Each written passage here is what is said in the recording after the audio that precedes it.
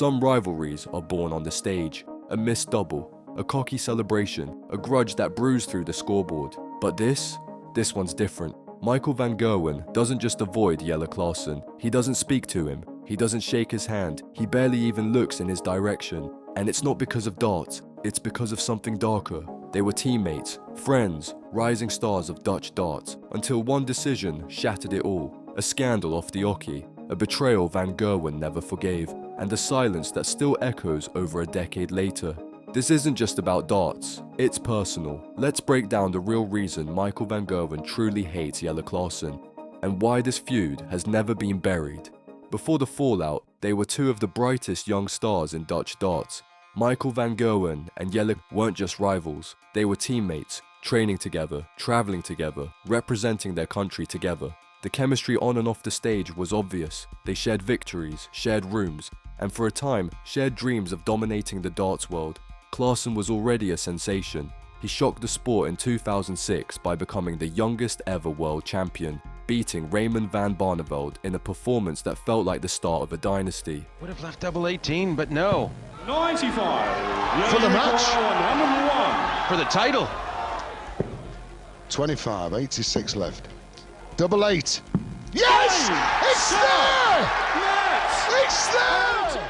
Van Gerwen, younger but just as hungry, was climbing fast. By 2007, he had already hit a televised 9-darter and won the World Masters at just 17. Together, they looked like the future of Dutch darts. But there was more than just national pride at stake. They weren't just colleagues, they were close friends. Klaasen even knew Van Gerwen's family personally, and that's what made the betrayal so devastating.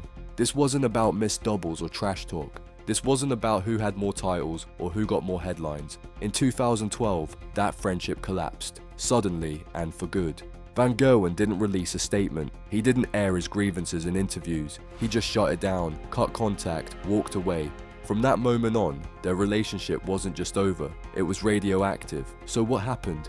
What made Michael van Gerwen turn his back so completely? In 2012, everything changed. Jelle Klaasen was caught in a scandal that went beyond sport.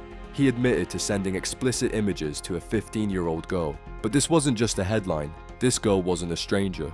She was personally connected to Michael van Gerwen, and that was unforgivable. Klaasen never denied it. He confessed in the Dutch press. The case never went to trial, but the punishment was swift. 16 hours of community service and a €300 fine. A light sentence. But the real fallout came elsewhere. The silence said more than any soundbite ever could. One day they were friends. The next, it was like Klaasen no longer existed. For Van Gerwen, it wasn't about protecting his image. It was personal. This was someone he trusted, a teammate, a man who had been welcomed into his life, his family. And now that man had crossed a line that couldn't be uncrossed. From that moment on, things were different. No handshakes, no eye contact, no respect. They still faced each other on stage. But what used to be friendly rivalry was now pure hostility, coated in silence. And Van Gerwen never missed an opportunity to make a statement. Not with words, but with results. He destroyed Klaasen in every match that followed. 14 wins, 0 losses, dominance with venom. Years later, Van Gerwen was asked about playing Klaasen again. All he said was, "Everyone knows my past with Jelle." It was tough for me. Me and Jelle, of course, we had a past, and so I hate him, so I don't want to lose to him, and that made it really difficult for me in this game. And of course, you want to do better, but it was tough today. Did you put extra pressure on yourself because of that? Yes, of course, I put extra pressure on me because he's probably one of the most unlucky. Yeah, I don't really like him simple, and that's why I put more pressure on myself. And I could go a lot better. But it was tough today, what I just said before as well. And I'm really glad a couple of good finishing helped me out, because the start of the game I think was really poor, and I have to do better. But yeah, what can you do?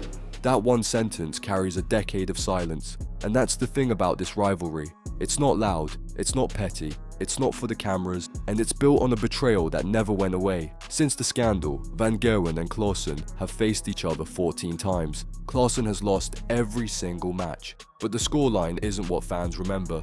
It's what happens before the first dart and after the last one. No handshake, no smile, no eye contact. Just pure frost. Even players who despise each other manage to nod, fist bump, or acknowledge the battle.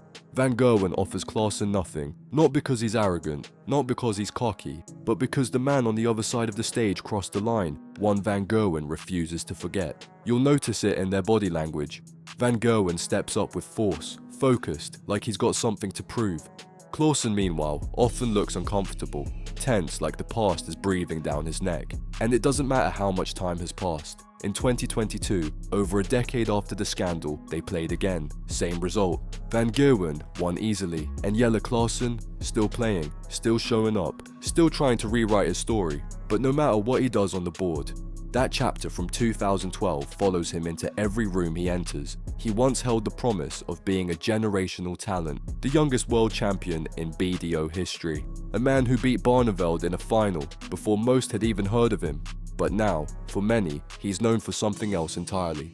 To this day, fans still ask the same question every time he and Van Gerwen appear on the same draw. Will they shake hands this time? They never do, because Van Gerwen doesn't forget. Not when a personal line has been crossed. Not when someone he once trusted betrayed that trust, publicly, permanently. And that's what makes this rivalry so different. It's not just about trophies or rankings, it's about who you are when the lights go off. Jelle Klaasen has spent the last decade trying to stay relevant in a game that moved on without him. He lives quietly in Gore, Netherlands. He still plays professionally, and despite the scandal, some fans still cheer when he steps up to the line. But the respect that once surrounded his name, it never fully came back. Meanwhile, Van Gerwen never stopped climbing. He added more world titles, more televised wins, more dominance. And Michael Van Gerwen wins the Premier League for the third time. But he will never be pushed closer than that. Horribly wrong for snakebite. And Michael Van Gerwen, the world champion, was there to pounce for the big prize. He became the first player in history to win every televised PDC event. He helped the Netherlands lift the World Cup of Darts 3 times, and through it all, he never once acknowledged Klaasen as a rival again.